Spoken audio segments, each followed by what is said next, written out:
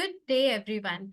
Welcome to today's webinar titled How to Use AI to Improve Your Writing Best Practices to Follow. I am Vidhi, your host for this insightful webinar, and I've got a burning question for all of you.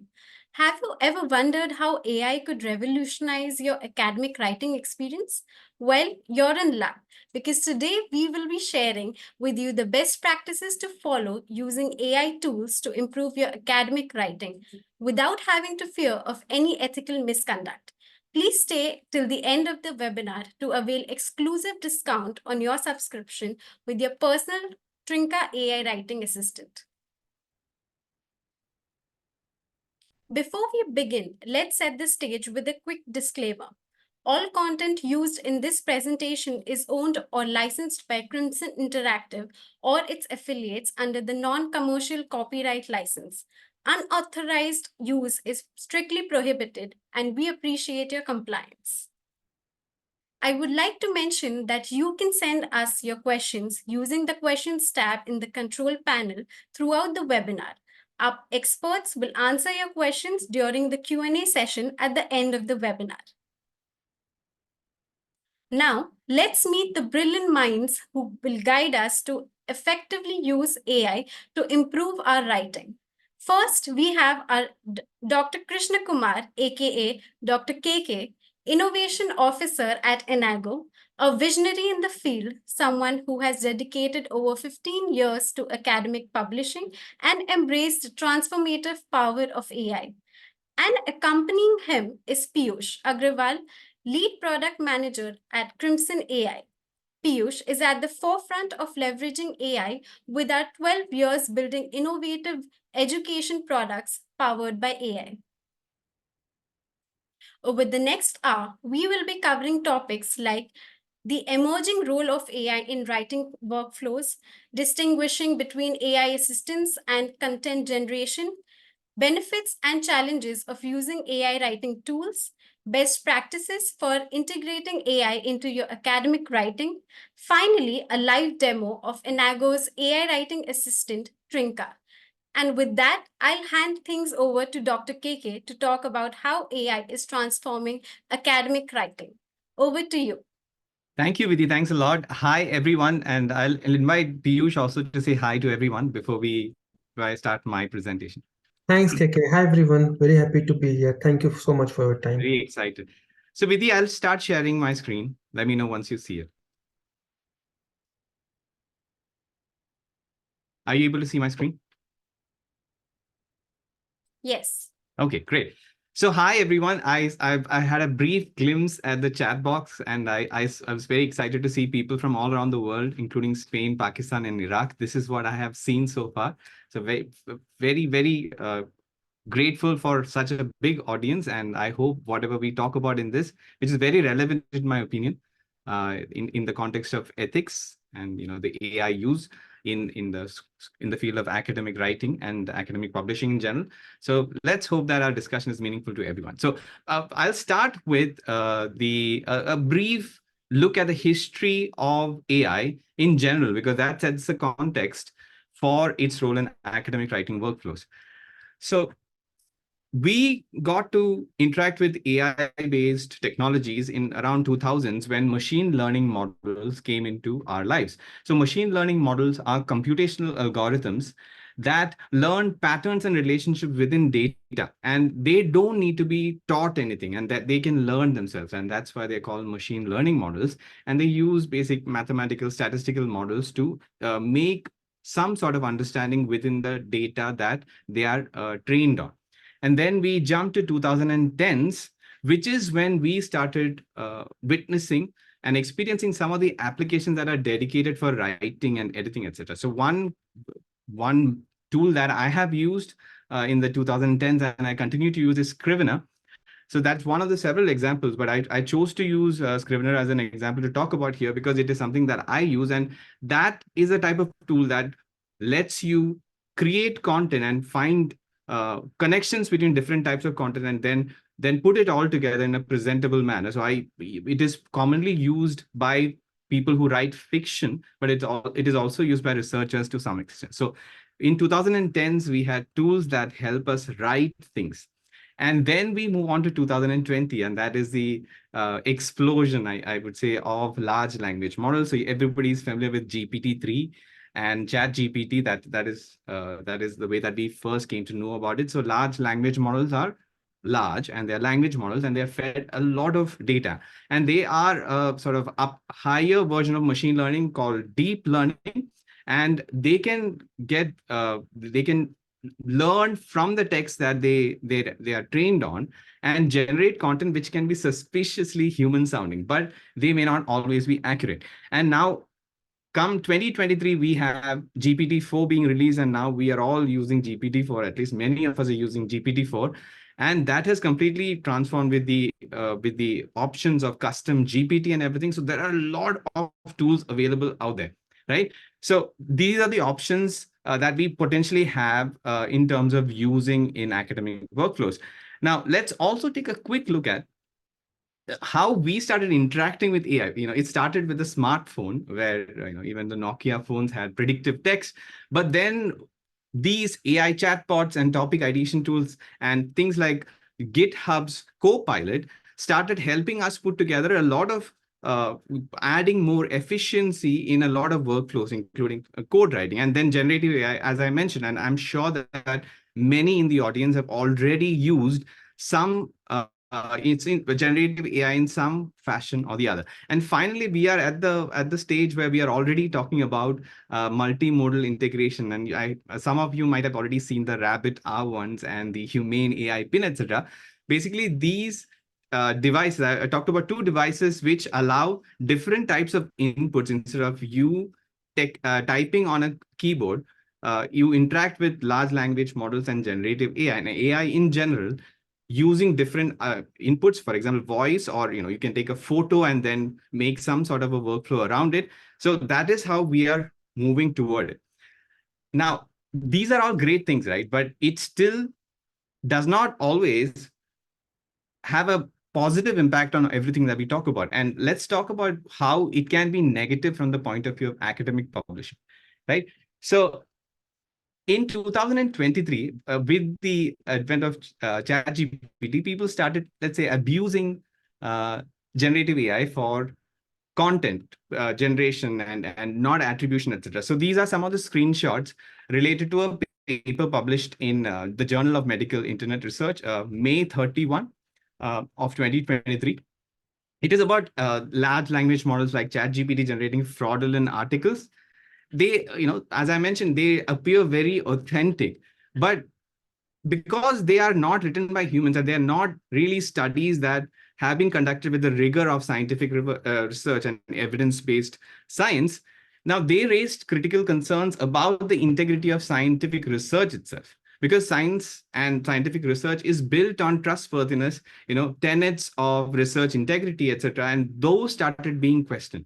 And now you can imagine that this would compound the existing paper mill problem. And for those who are not familiar with the term, these are basically, let's say, establishments, illegal, I would argue, that are creating fake papers, made to order fake papers, sort of, and they're submitting, and it's a big challenge at the publisher and the journal levels to identify what is a, let's say, right paper and what is a paper mill output. So this has created complications, and that's the reason why we are talking about it today. What is, let's say, on the right side of AI use? Now, there are other problems as well. So if people start using AI, especially, let's say, things like ChatGPT for their research papers, they should also make sure that there are no evidence left of them using. I mean, I'm not proposing that people do, but there have been several cases where text copied directly from a ChatGPT, let's say, answer is found in published research papers. Now, this is the big concern, because this basically means that nobody bothered to read the paper, and that includes the people who are writing it, the peer reviewers, and the editors. And eventually, it ended up in a journal. And so this is a big concerning issue. And these are what I refer to as AI artifacts. So as an AI language model, I do not have personal beliefs. These are the things that you might have read when you used ChatGPT for whatever purpose that you may have used it for. So in general, AI tools and AI technologies provide a lot of benefits, but they should be used properly. And that what is proper and what is not is what we are about to discuss in the rest of the webinar. Now, before I move on to the next main slide, I have a quick audience poll for you. So this is how it's going to go. I will read out the question and the answers. And then I think Vidhi will push the question to you. You'll have about 45 seconds to answer. And then I think we will get the answers displayed on the screen, and we'll have a quick conversation around it and then move on to the rest of the presentation. So this is a question. How have you used AI tools in your academic writing and publishing workflows? And it's a multiple choice question. I'll read the options one after the other. Option one is research discovery and outlining. Option two is literature review. Option three is data analysis and interpretation. Option four is writing and curing writer's block. Option five is translation and summarization. And option six is editing and paraphrasing. At this point, I'd like to invite Piyush to guess what it is that you expect the answers to be. So I'll share my answer. I think options 2, 4, and 5 are going to be chosen more than the others. What about you, Piyush? Yeah, I agree. And I think option one also, a lot of people will select option one also, research discovery. Right. To be fair, I have used this I mean, all the 6 options I've already used in my research workflows. And I personally believe that the best is probably option number 4, to cure a writer's block. Yeah. All right, Vidhi, whenever you are ready with the answers, let us know.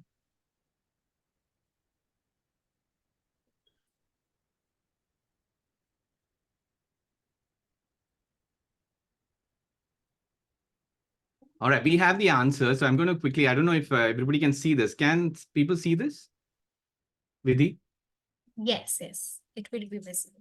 Okay, great. So let's start with the most frequently voted option is editing and paraphrasing, which I think has been there for a long time. And Trinka AI is one such tool anyway. The second one seems to be translation and summarization. The third most popular is literature review. Fourth is research discovery and outlining, as Piyush rightly said. And I think fifth would be the writing and curing writer's block point. And the last is data analysis and interpretation. Interesting. So this is not very surprising, but it is different from what I expected it to be. Piyush, quick thoughts? Yeah. I think this is what I was also expecting, that editing and paraphrasing will be Right. mostly used. And I think the audience at the right place today. Right. Great. All right. So I'll move on to the next, the burning question, as Vidhi rightly said. The difference between, or the line that one should not cross between AI assistance and content generation. And this is the slide that I'll spend a lot of time on. The most of the content in this webinar will be around this. So the way that this slide is constructed is I have listed the feature as the different types of use cases and what is AI assistance for that particular feature and what is AI content generation for the corresponding feature. So let's start with the purpose of why you would use an AI tool, and it can be assistance versus content generation. So keep a look. Please focus on the verbs or the actions that we are doing, because that will be easy for you to decide whether it is an assistance type of option or the use case that you're using, or it's a content generation type of use case. So the first, in terms of AI assistance, refining and optimizing existing content. So when I say existing content that is written by you or your team, when you use an AI tool to improve it, that is AI assistance. You can also use AI tools for providing you with suggestions and corrections. And some of the modern AI tools are very capable of doing that. And that is very ethical, and that is a right use case for AI. So assistance wise. Now, what is AI content generation for this purpose? It'll be to create new text, new images, new media. And you've all seen the deep fake problem that is going around. I mean, if you're keeping up with the news, there are deepfake images of pop celebrities and in X right now. So those kind of things, anything that is created by the model with little prompting, little guidance from a human, that is what I would refer to as AI content generation. And these are data or content that are generated or created by the AI. And you can use the term imagine because these are not existing. It is a large language model, after all, is creating text based on mathematical statistical probability of words occurring together. And the same logic is applied for creating images and media. So these are not authentic. And that's the reason why, for academic purposes, content generation is something that is not yet recommended, at least at this point in time in 2024, end of January. Now, in terms of application, AI assistants would be using a proofreading tool. Microsoft Word spelling and grammar checker is a proofreading tool. Trinka AI is a proofreading tool.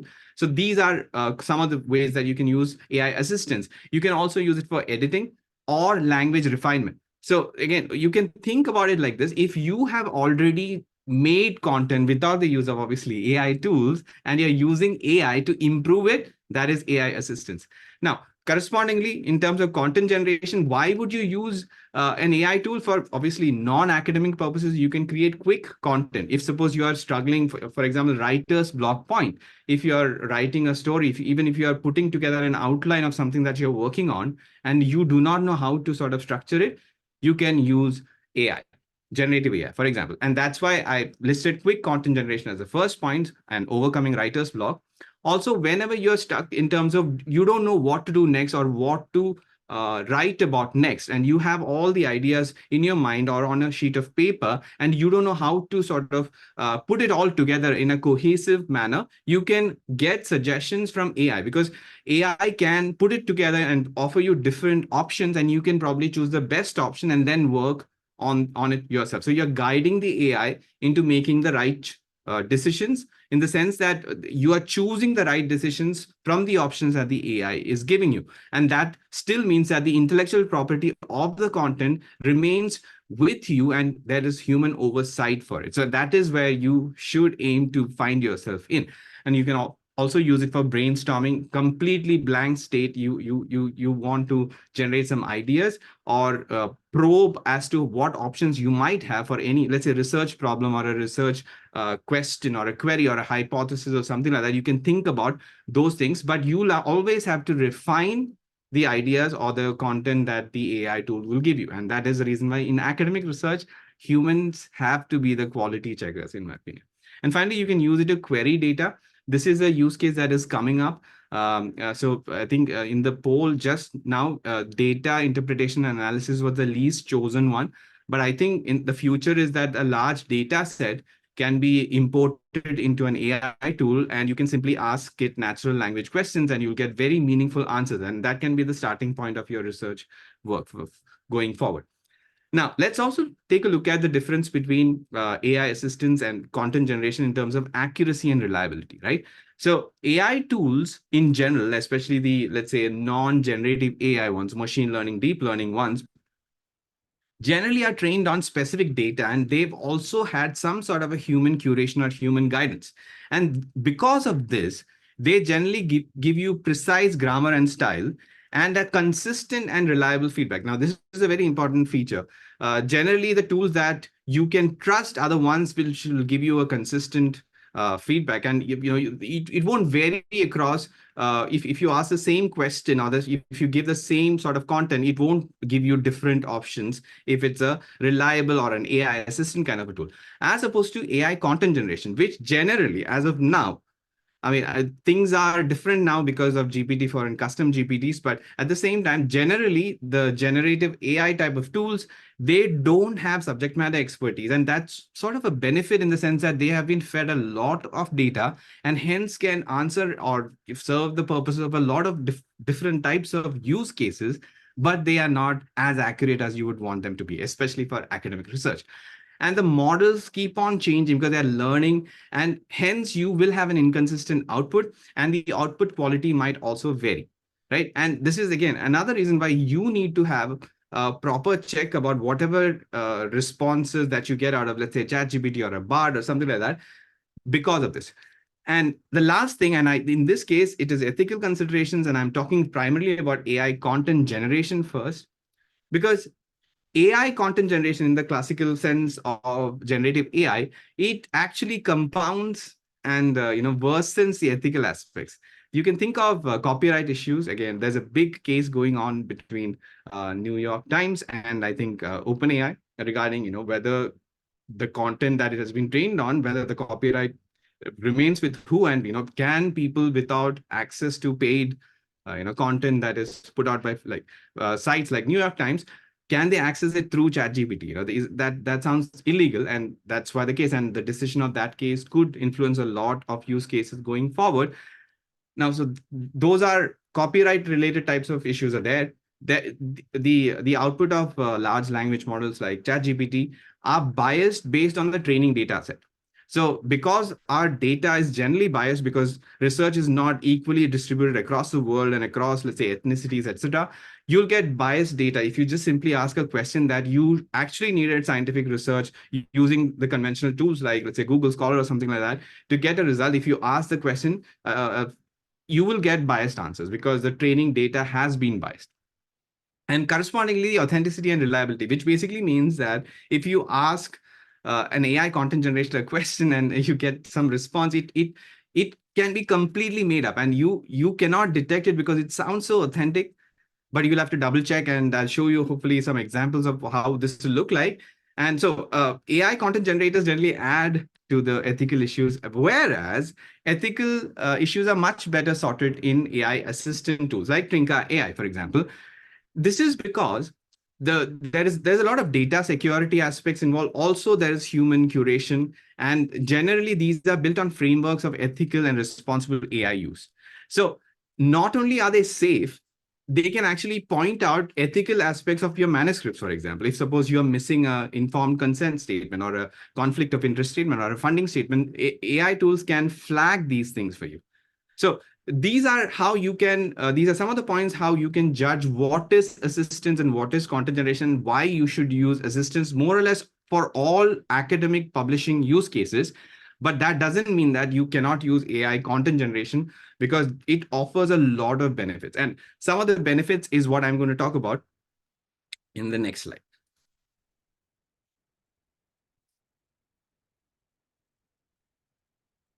All right. So the main benefits of AI, using any tool, AI tool as well, is to save time and increase efficiency, right? So researchers, like everybody else, are struggling for time, and they need to use their valuable time in doing more human resource intensive and human cognition resource intensive things. So AI tools can dramatically increase efficiency, including the generative AI tools, but you have to use it for the right use cases.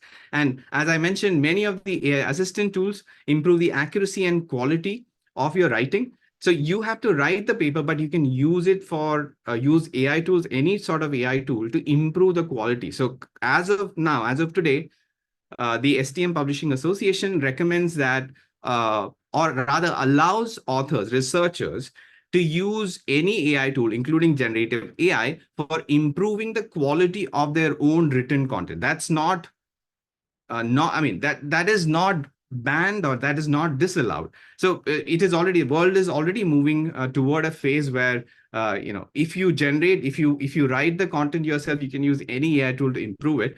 So keep that in mind. It obviously enhances creativity and idea generation, because you can use it for brainstorming and creating branches. It arguably increases accessibility and inclusivity, sorry, because if you are not an English speaker, or you don't have proficiency in English, and if language barrier has been preventing you from understanding things, a lot of AI tools let you understand and read and learn a lot more. And so and obviously translation options are also going to be there, localization options. So this is, I mean, AI tools are a benefit to improving accessibility and inclusivity. And finally, you can have a personal assistant, even though you cannot pay for a human to do that. A lot of workflow automation these days is based on AI tools. And so all of this are the reasons why you should use AI in whatever form, but the right line as to what is ethically permissible, at least at this point in time, is what we discussed in the previous slides. And what are the pitfalls, right? As in, we've already seen some of these, but the commonly discussed ones are that if you use AI tools, let's say too much, they are a threat to critical thinking. Because I mean, this is when you are going to use the content that an AI tool gives you without checking it and using it for, let's say, publishing. So you can also argue that if suppose some of the problems that the AI tools are solving, you had to solve yourself. And for that, you needed to use critical thinking. So that if suppose you do stop thinking and solving these problems and you use AI tools, then maybe it'll hamper your critical thinking overall. But I can also argue that it'll solve problems faster and you can go to the next problem statement, etc. So that is there. Then if you have content that you are using I mean, you're refining content with the AI tool, the accountability and the responsibility still lies with the human. And privacy and data security issues are rampant with the publicly available AI tools like ChatGPT or OpenAI, Bard, etc. So that is a big concern. And obviously, we have talked about the ethical and legal concerns, including bias and copyright issues. Now, with this, I think I have some more time. I'll try to show you some AI use cases recommended and non-recommended. I'm just quickly looking at the time. Vidhi, how long do we have? We have around 5 minutes left for Right. this session. Right. So to the audience, so what I've done, because there are so many use cases, what I've done is I've recorded GIFs of the actual use cases, and I'll talk through some of the examples. I'll show you the GIF and I'll talk through how I would do it. So let's start with some recommended ones. So these are the recommended use cases, and I've indicated that these are permissible or acceptable ones. And again, as I mentioned, please take a look at the verb that is used here. So refine is a lot used here. Optimize, summarize, generate ideas for titles, etc. So only the only problematic verb for you to understand would be this one. But in all the other cases, you are generating content yourself and you're using AI tools to improve it. So let's talk about refining hypothesis with a tool called Perplexity. So I have, this is perplexity.ai. I've just copy pasted a prompt and it is giving me suggestions based on what I asked it along with citations. And I'm refining it by giving more options based on the results that it generated. And it gave me refined options based on a specific search. So I saw something and I asked it another question, and I'm going to ask a follow-up question based on whatever. So I asked for a hypothesis and I refined the answer based on what I read. And eventually I'm going to even a more streamlined hypothesis. So this is an acceptable use case, in my opinion. This is how you can use generative AIs, but I also will recommend tools like Perplexity rather than ChatGPT for doing such cases. Anything that gives you a reliable citation is better. So in this case, it is giving me reliable citations. I can go to the pages and check out the accuracy of the citation, I mean, the content itself. Now I'm going to the next one, refining research ideas using, let's say, ChatGPT. So here I'm providing a detailed prompt where I'm also saying that, what am I doing? What's my background? And 3 concise suggestions based on latest research in a field. So this is ChatGPT 4, and it is doing some research using the Bing search engine, and it's giving me results.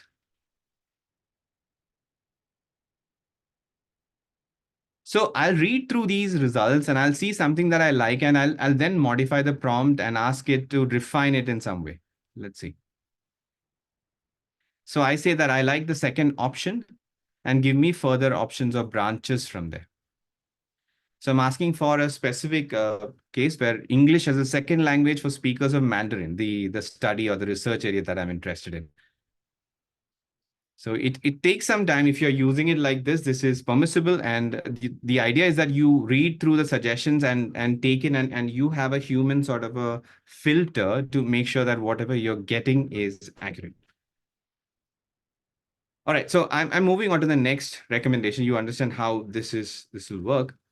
Let me shift to, okay, literature review. It's an interesting use case. We have already sort of seen the hypothesis refinement using Perplexity, which is sort of the starting point of a literature review. But I would argue that a tool like Inago Read is a better way to do it. So I'm opening my sort of a project where you can see that there are 5 or 6 papers on anterior crucial ligament repair, and I'm opening one such paper, and there is a co-pilot feature, but here I'm exploring further literature. So I'm going to click explore literature, and then I'm going to choose related research papers. Now, why is Inaugurate better than ChatGPT for this? Is because it has a database that is it is directly the listings of all the index research papers, and whatever results that you get are going to be authentic papers, and you can add to your collection and go find other reading material, etc., etc.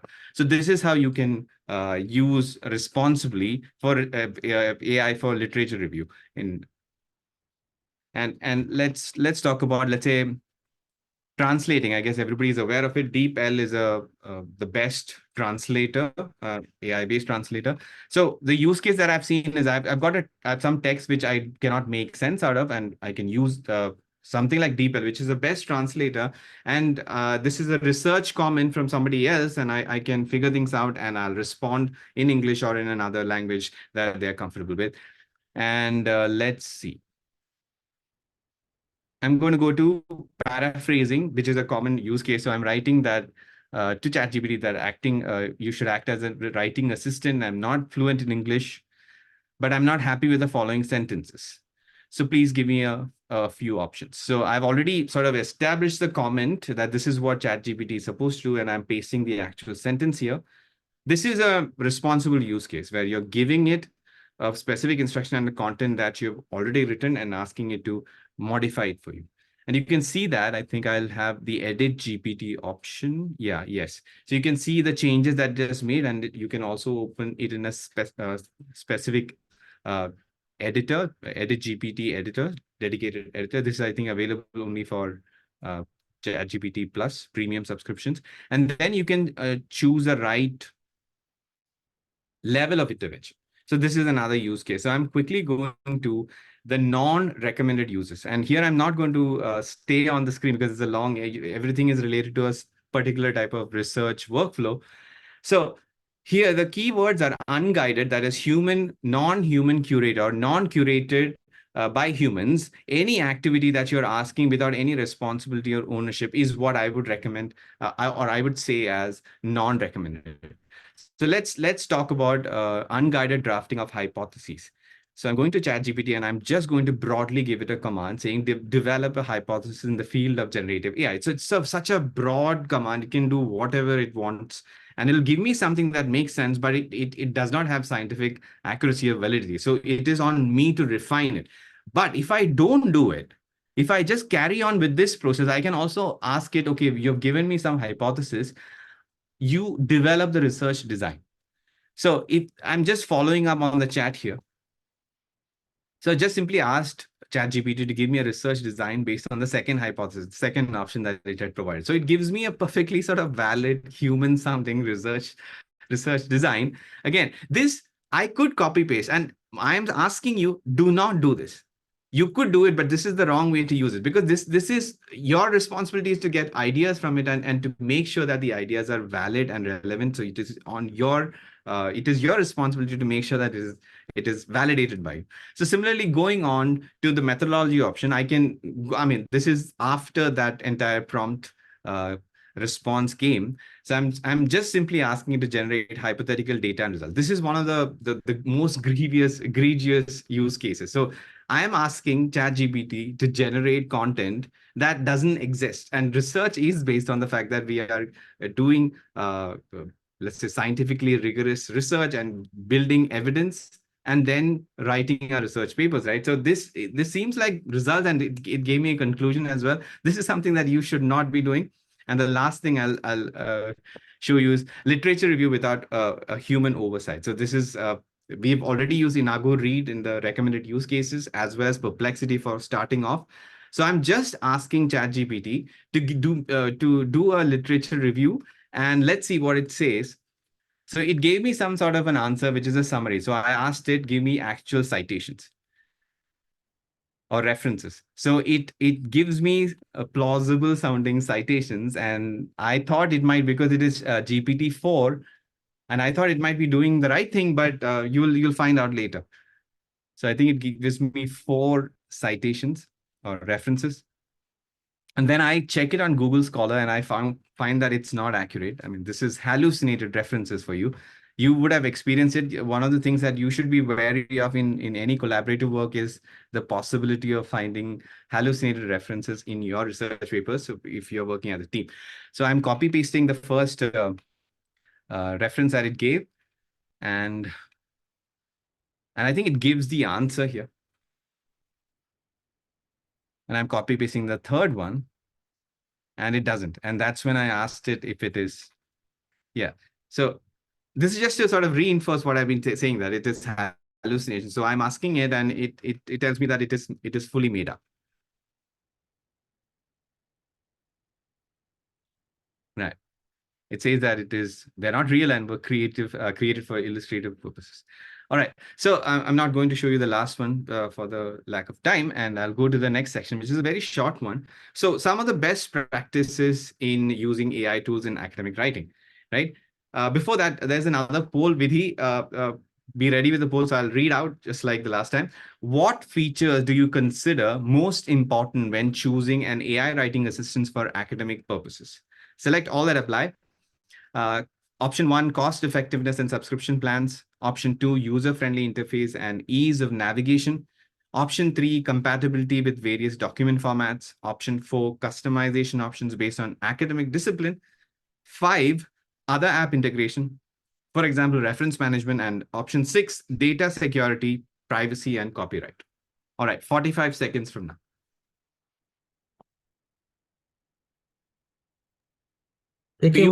What are your thoughts? Yeah, so I think one of the key factor for me will be the data security, privacy, copyright, Right. and then customization options, and then of course cost effectiveness. What about you, Kukwe? You sound like a product manager.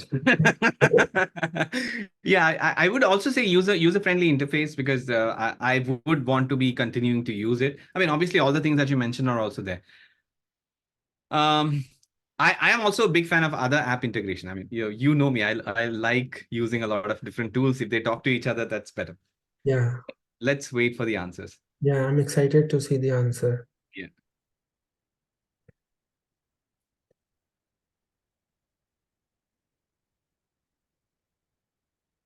Compatibility. Oh, we have this.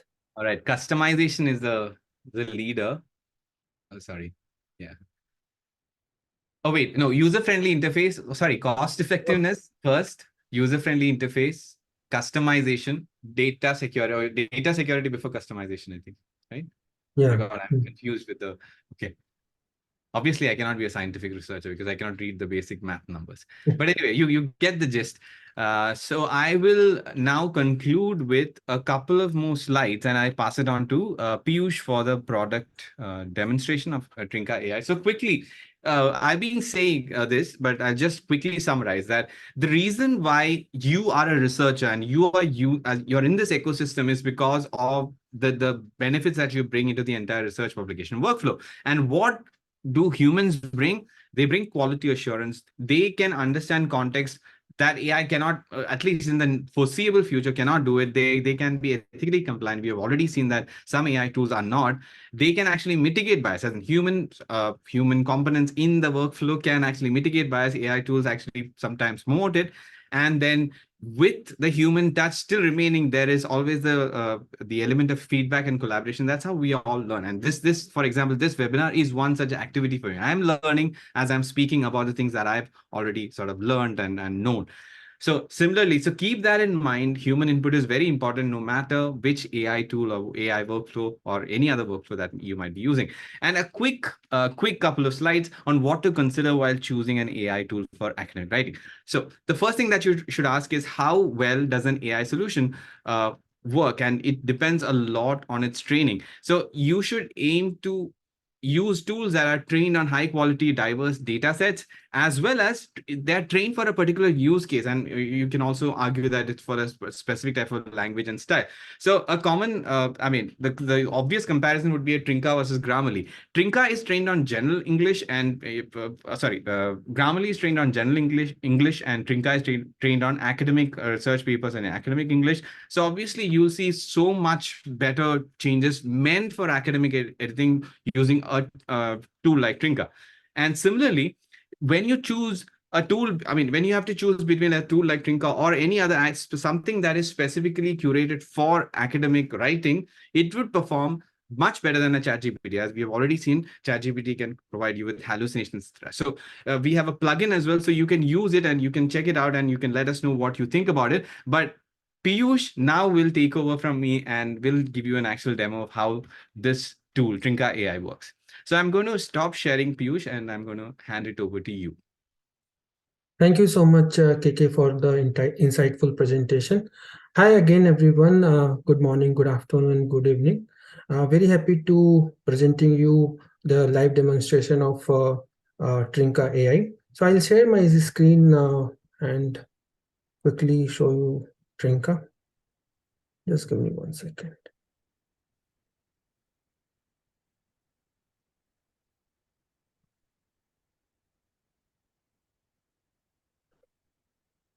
So yeah, my screen is loading. Yeah. So I hope all of you can see my screen now. Thanks, sir. So Trinka.ai. So here you can go to Trinka.ai and access the Trinka. Trinka AI is a complete AI-powered writing assistant, as KK was referring throughout his presentation. Trinka is, as KK also mentioned, that it's our deep learning and machine learning model is trained on large academic sentences, and it is custom built for academic and technical writing. And as we mentioned here, we do not use any chat GPT or any large language model because we value our users' data, and using Trinka, your data is safe, secure, and private, and it is not also used for any AI training. And you can Trinka, you can sign up for free. You can create an account for free. If you already account, you can sign up on Trinka. Once you sign up, you will come on the My Drive screen. This is the screen where you can manage your manuscript, manage your papers, article, whatever you're writing. You can create the subfolders, folders, archive them, and so on. You can add a new file. If you have already a file, you can upload them. I have already many files. Let me open one more file.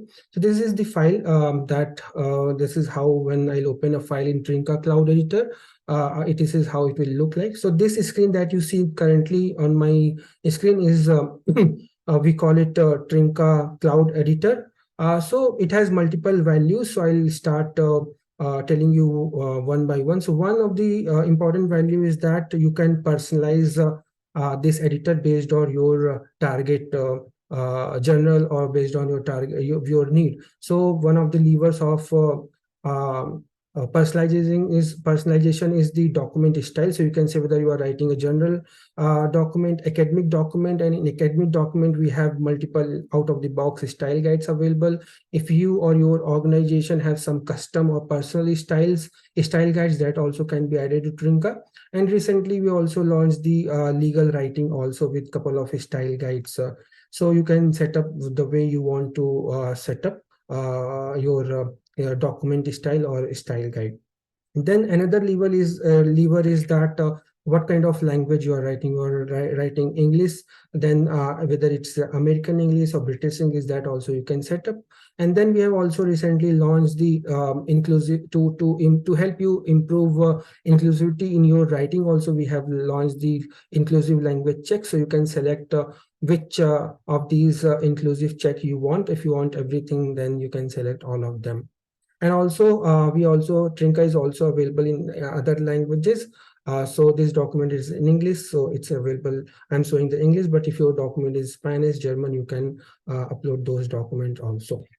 And as you can see that German and Spanish are in beta version as of now.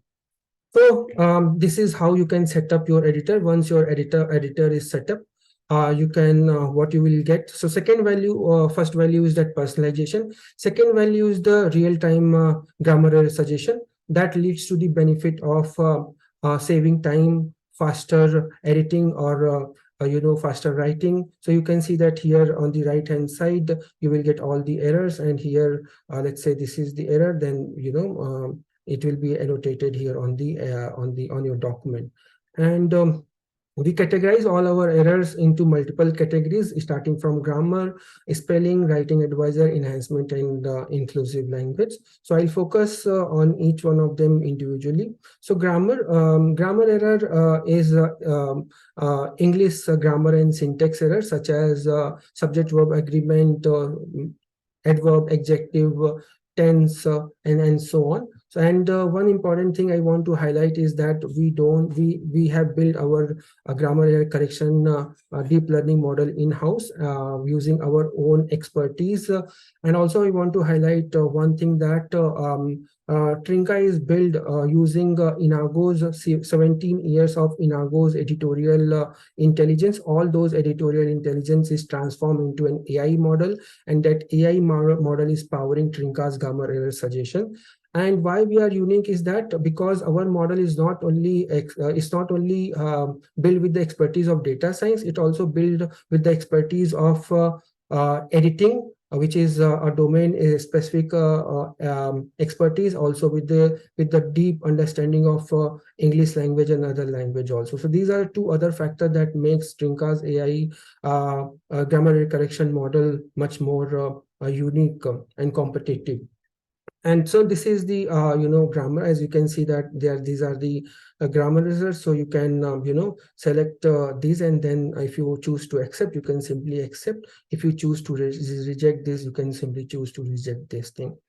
And then second, we have our spelling correction module. We call it spelling check or spell checker. So as you can see that this is a technical spelling, and Trinka identifies that and gives you the correct version of spelling. So there are a couple of things to highlight about our spell checker also. Our spell checker is also a machine learning model, which is contextual, meaning it understands the entire sentence, and within that sentence it understands the spelling, and it tries to say that whether that spelling is correct or wrong. Secondly, Trinka's spell checker has many dictionaries from the various domains such as pharma, medicine, economics, mathematics, physics. So if any technical spelling is there, then Trinka identifies that it's a technical spelling and not a spelling mistake, and it saves your time in that way also. So this is our spell checker. And then I'll focus on the next two, which is our writing advisor and enhancement category. So these are not error. Basically, these are more from point of view improving your language, polishing your language, as KK was referring that using AI assistant, you can improve, fine tune, refine already written content. Also, you can optimize the content. So this is the example. If this is, so conciseness steps, this is the optimization of already written content, and this is the refinement of the already written content, and this is also sort of a refinement of already content seamlessly. So as you say that what KK was saying, you are seeing the live demonstration of that. And also, if you remember, KK also mentioned that with the help of AI, you can be more inclusive in your writing. So this is the live example of that. These are the for example, take this example. Then it says that man-made is a gender biased word, so you can use all synthetic and artificial and all these as an alternative, so that your writing becomes more inclusive. So this is our grammar error checker, along with writing advisor, enhancement, and inclusive language check. And also you can also add the style guide, so that those style guide related errors will also will appear here in the document. Let them okay, I think it's taking time to load. Just give me 1 second. Yeah. So it is already loaded here. So I've selected, so I just want to show that if there are any style guide that you have selected, that also will come here. And if there are any error related to that style guide, that also will be added to it. Currently, there are no errors related to AMA style guide, thus there are 0 errors. So this is our grammar error correction feature on Trinka's cloud editor. I'll move to the one of the recently launched feature, which is in beta phase, which is our paraphraser. So in paraphraser, as name itself suggests, you can paraphrase the text. You can select something and then you will get the options here, paraphrased option. And for each sentence, you will also get the multiple versions that whichever version you want to select, you can simply select and uh, make your writing more coherent. You can read everything and then you can seamlessly replace the paraphrase text. So this is also an example where you are refining, improving, and optimizing your content. At the same time, while doing that, you are saving a lot of time. You need not to go to the multiple platforms to do those tasks. So I'll move to the another feature, which is comes for where AI helps you to to write better, which is our proof read file. So you can proofread any document with the AI. We provide the docx, and LaTeX support, and you can upload a file from your device or from your, if you are using Trinka already, from my drive, and you can apply the setting. And then let me just show you. If so, so here, this is how you can upload a file. You can apply the setting as you were doing on the cloud editor. You can apply, and then you can start the proofread file. It takes 1 minute, so I will save that 1 minute because I have already a sample file available in the Trinka itself. So here you see that this is how your proofread AI file will look like. So for each proofread file, Trinka will give you a score. It will give you the number of revisions and of AI edited Word document that you can see. And in this revision, you can also see that in which error categories it made the revisions. So I'll open a file here. I hope you can see my Word document. Yeah, you can see. So this is an Trinka AI edited Word file, just like human edited. So it gives you a file with the track changes, and also it gives like human makes the review comment. Our AI also makes the review comment, and you can choose them to accept or reject. And at the end of the file, it gives you a summary that here, for example, for 1007 words, 52 revisions are made, and 51% is the score. And these are the categories where some of the revisions are made. For example, word, phrases, and choice 6, and in other categories there are 4, and in verbs there are 2. So yeah, so these are some of the features of Trinka where you can improve you with the help of AI. You can improve the writing. There are a lot of other features which I let you choose while by signing up on Trinka. In the interest of time, I'll stop my screen share now, and floor will be open for Q&A, I believe. Thank you. Thank you. Thanks, Piyush. Vidhi, do we try to answer many questions? So if you can choose some to answer, we have about 6 minutes. We can't hear you. Can you hear Vidhi? Not yet. So until Vidhi comes on, I'm going to thank all the people who have asked questions. We have tried to answer them as much as possible. And we love these questions. And if we cannot answer some of your questions, we will definitely figure out a way to send those answers to you, because I think we received about 200 questions already, and we obviously cannot answer all of them. Vidhi, are you able to speak now? Am I audible? Yes, yes. Great. So, Piyush, let's start with the question that is asked by a few of our attendees, that how Trinka is different from Quillbot and Grammarly. Okay. So as KK covered this already, so our underlying technology, meaning the way we have trained our model, the corpus on which we have trained our model, the data set, and the quality of data set that we have trained our model is very much different from Grammarly and Quillbot. and that is the reason why Trinka is doing much better when it comes to academic and technical sentences. So yeah, so basic underlying difference is our deep learning model, the way it is trained, the data set, and the quality of data set. And apart from that, on feature level, if I'll talk about, then we have much more features than Grammarly and Quillbot. And the third thing is that on the data security, so we don't use any large language model. On the other hand, Grammarly and Quillbot both seems to have come up with some of the use cases of the large language model using models like ChatGPT, Llama, and so on. I think, KK, do you want to add anything? No, I mean, the most important thing is that it is trained. Our Trinka AI is trained on academic text. And, so it will give you more reliable output for the academic research, writing, grammar assistance, and writing assistant. That's the only thing I want to say, regardless of any other technology. Vidhi? Yes. So moving on to the next question, what added features are there in upgraded version of Trinka? So we have basic, premium, and premium plus. So in premium and premium plus, you have uninterrupted access to writing. On the other hand, in basic, you get only limited number of words per month.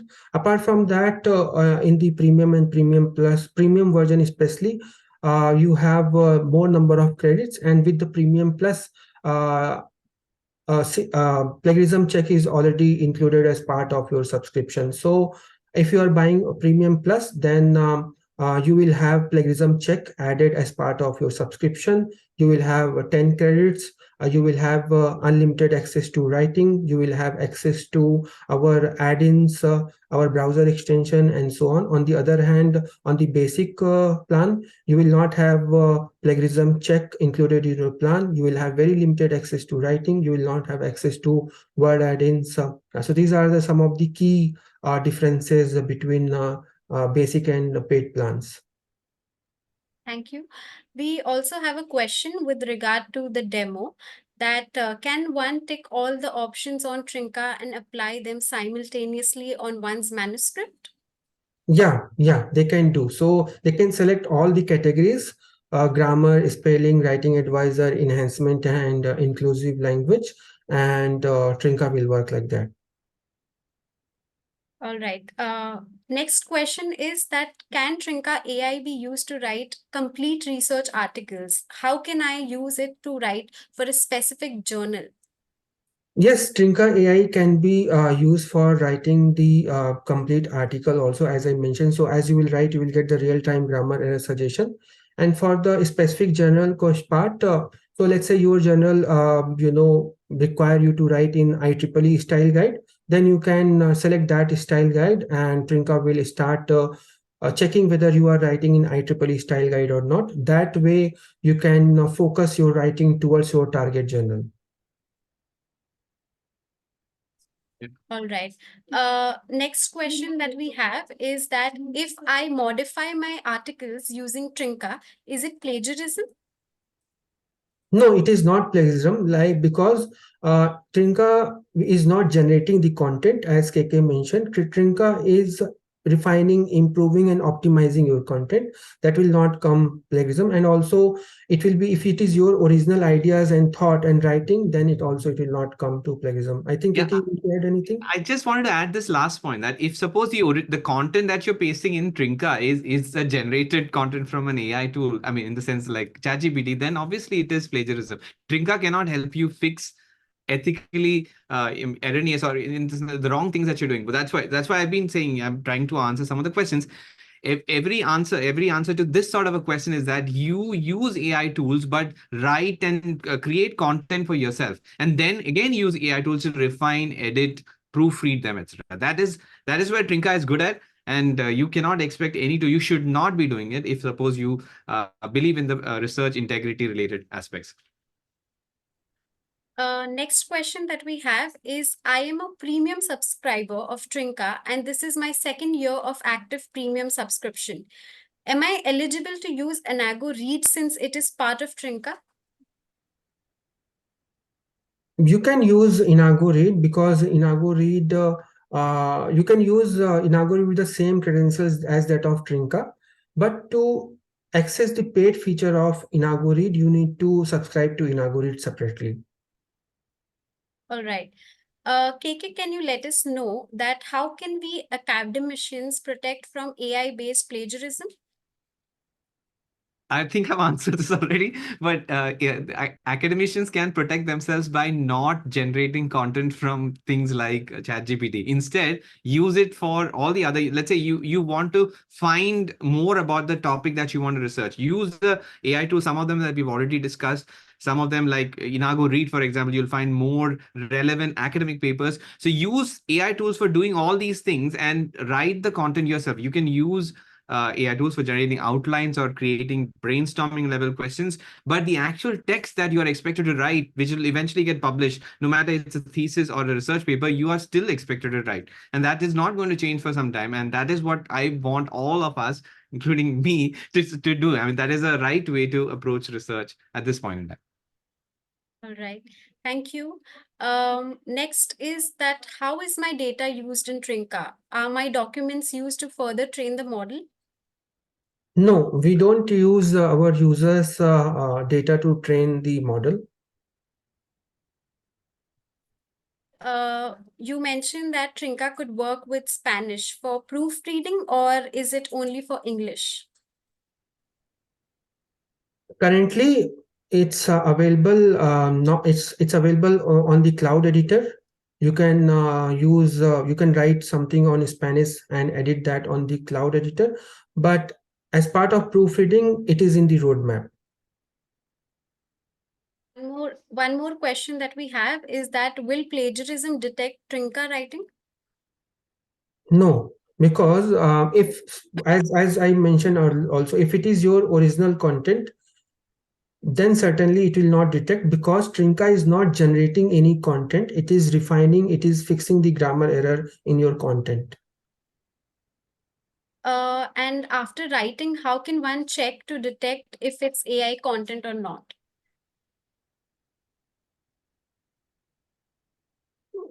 If one has written themselves, there is very less likelihood that that content will be flagged. But Yeah. having said that, any AI based tool, because after all, the AI content detector is also an AI based tool. So there might be some erroneous, like false positives, as they call. But if suppose you are writing your own paper, there is very, very less chance of it being flagged. Yeah. We have a question which was received using AI for literature reviews and searches. How can one effectively utilize AI tools for conducting a comprehensive literature review across diverse subjects? And what step-by-step approach would you recommend for using AI in writing a critical review paper or PhD thesis literature review, particularly in evaluating concepts and theories relevant to the research or publications? Okay. There can be, it can be divided into 4 steps. One is that you start with the literatures that you have, and then with the AI you find the related literature that KK also demonstrated, because AI can quickly understand large humongous set of data and give you the curated list which is really closely matching to literature that you have in hand. So one is you start. Second is that you explore with the help of AI, you get the related papers. That is number one step. Step two, let's say when you already got 8 to 10 literatures, then what you can do, you can use the summarization tool, you can use the tools that can generate the key insights, so that you can quickly go through those 10 literature that you have curated and understand what's really going on. And once you narrow down those from those 10 to, let's say, 2 or 3, then what you can do, you can use products like Copilot, and you can chat with them so that you can understand. You can do the critical reading. When you do critical reading, you ask a lot of questions. So product like Copilot, which is a chat-like interface which allows you to talk to your paper, you can do that thing. So I'll repeat. Start with the papers that you have. Use AI to get the related papers. Use tools like summarization and key insight generation so that you understand those literature. Once you narrow down everything, once you do critical reading, you talk with your paper with the help of AI. KK, do you want to add anything? Yeah, you mentioned the first starting point is to find or find the papers that are relevant, right? And I think one part of the question is how do I find such relevant papers, right? So you can use, I used to use Google Scholar to start my queries. You can even use technically Google, but there are better things. Like for example, Perplexity is one place where I have started to start my search. If that makes sense. So once you start, and there are many other such tools you can find by doing a quick search. And once you find things that are relevant, then you use a dedicated tool like how Piyush mentioned, and to further populate the related papers, etc. So you just have to look up the different types of tools and use it like that. And you also, I think the question also contained the aspect of different types of research areas and how to put it all together. So in my personal experience, some research areas have specialized tools. So if suppose you find yourself in that specialized area, then use that tool. But eventually you bring it back to a sort of a trustworthy reading assistant, which is what Inago Read also, or Trinka is, and then develop your process further from there. Right. Um, we have a question related to editing and enhancement with AI. In what ways can AI tools enhance the quality of a manuscript, and what specific methods can be employed to leverage AI for refining and editing in English, ensuring reliability in the process of amending a manuscript? So, as I demonstrated also this in my demo, that AI can be used to improve the language quality. Within the language quality, grammar, styling, consistency, inclusivity, all this can be, where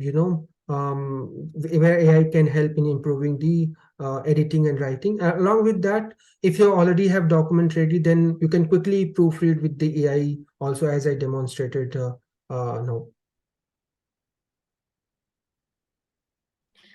All right. Next is related to ethical use. Is it ethical to use AI in academic writing and publishing? How do esteemed journal publishers perceive it? What best practices do you recommend to ensure the ethical use of AI? Let me answer this. I think I've already covered this in one of the typewritten answers in the Q&A.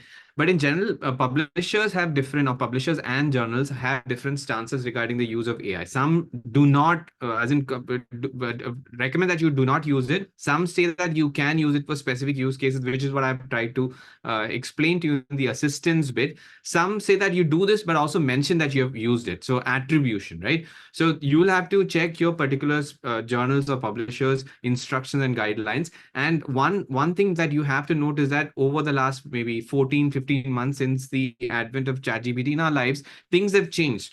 So big organizations like the STM Publishing Hub, for example, they STM Association is what I mean. They have changed their stance from not letting researchers use, let's say, ChatGPT at all, to using it for the assistance use cases. So you should keep that in mind and keep on learning about what the new developments are. And again, the right line, I would say the line to cross is something that you can still decide. If it is intellectual content that you are contributing to creating, it is fine. You can always use tools to help you, but do not take content that the tool creates. We cannot be sure of the authenticity or the accuracy of the data, but we can always, because humans are still much better than AI for some use cases, like some research cases like this. So we should still use that human filter to make sure that whatever content that we get out of an AI tool, to make sure that is accurate, relevant, and not hallucinated. Is it possible to use Trinka for data mining? Piyush? Can you come again? Is it possible to use Trinka for data mining? We Not a problem. We will move on to the next question regarding the product that we have. Is that if I subscribe Enago Read as an active subscriber of Trinka, how can I integrate them? Will it be done automatically, and what benefit will I have? So integrate Inago, Read, and Trinka. Yes. Yeah. Because Inago, Read, and Trinka both are on single sign-on, so you can use the same credential and use the Inago read. In fact, from the Trinka itself, you can go to the Inago read. Yeah, so they are already kind of integrated. All right, thank you. Another one is, how can one mitigate the risk of receiving inaccurate information and references, often referred to as hallucinated content from AI? Okay, KK? look it up. That's a simple answer. If you get a reference from, first of all, don't do this. If suppose you do this, just like how I demonstrated, you look it up. I honestly look. I 6 months ago, I thought that I couldn't believe how good the responses were from ChatGPT, and I once ended up not checking this, and I paid the price. It is not an academic use case, but at the same time, I thought what ChatGPT was telling me was real, and it turned out to be absolutely, you know, nonsense and with hallucinated content. So it's on the human, us, to double check all of this. If you don't want to do this, then don't use such a tool for this use case. Instead, use a reliable tool.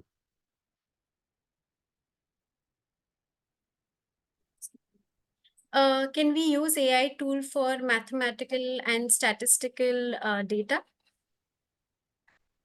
I think I've tried to answer it. I am not an expert in this field, but all I know is that for mathematics related questions, you probably have heard that ChatGPT is not at all good at it. If you ask it, like, what is a sum of 30 and 71, it'll give you something like, I don't know, 92 or something, and it'll say that it is accurate. So instead, there are dedicated tools for math. One tool that I'm aware of, which is not quite generative AI yet, is Wolfram Alpha. And I think they have a collaboration with Chat GPT or GPT, so that the entire workflow can be smooth. All the mathematical aspects will be taken care of by Wolfram Alpha. Apart from that, obviously there are so dedicated tools for this. And I also believe that some of the more advanced LLMs can let you create basic plots, etc. But I haven't personally done all of this myself. Piyush, do you have anything to add? No, I think you have covered. So, all these large language models, they are at the core, they are language model, not the mathematical model. So they are trained to produce the next word, and they are not trained to solve the complex or even simple mathematical problem. That is where the answer is. So if you use them, sometimes you might get the correct answer because that model might have seen that equation and that output earlier. But if you have not seen, then it will just hallucinate something. Yes, Uh, and one quick addition. I mean, for some of the data mining, all these use cases, I think I would guide people towards Python-based application. There are lots of libraries out there. I'm not a coder myself, and I won't be able to tell you how to do it, but I'm aware that these are available. So please explore these things if this is your primary use case. I'm sure that there are dedicated applications that are coming up, but until then, you'll probably have to find some of these yourself. So we will be taking up the last question for the evening. We will be answering all the questions via email, so don't worry. The question is, can Trinka provide the bibliography for the in-text citation? No, Trinka will not give you the bibliography. Yeah. So can I take one more question, because this is the important question that I feel it is Sure, on. sure. So Rhyme is message here in the chat box that, can I use Trinka to review an article? Is it confidential? I think no, but please tell me. So can you use Trinka to review an article? Answer is yes. It is confidential. Yes, it is confidential. And also, to give you more trust on us, we are coming up with a new plan called sensitive data plan, where there'll be a lot more additional security layer will be added on your subscription. So look out for that thing. So, but to answer your question, it is confidential because we don't have access to your data. We don't use your data to train anything. So yes, it is confidential. You can use to review the article. I think thanks Vidhi for giving me that additional 1 minute. Not a problem. So with this, we come to the end of this webinar, but that's not all. We have a whole series of free webinars coming your way in the next month. Till then, quickly sign up to Trinka AI and explore it for yourself by either visiting the website link in the chat box or scanning the QR code on your screen. Thank you all for being a part of this webinar. We hope you find the session helpful. We would request you to please fill the feedback survey displayed after you leave the webinar. Your participation will allow us to evaluate the effectiveness of our upcoming webinars. See you again for another session where we bring to you a different aspect of using AI tools for making your academic writing and publishing journey a success. Thank Great. you. Thank you, Thank you, everyone. Vidhi.